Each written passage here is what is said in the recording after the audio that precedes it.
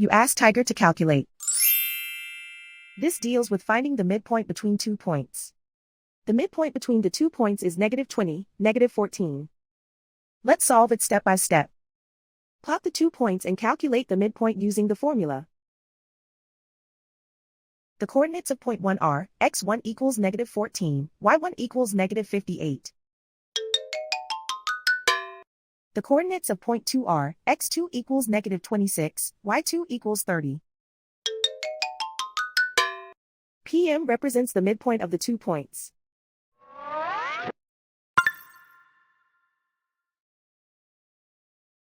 Use the x values in the midpoint formula to find the midpoints x. x1 equals -14. x2 equals -26. Simplify the arithmetic.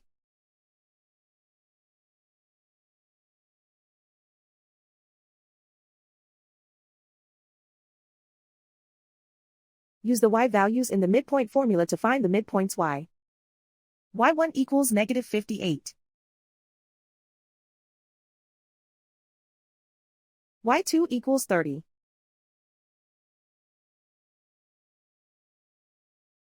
Simplify the arithmetic.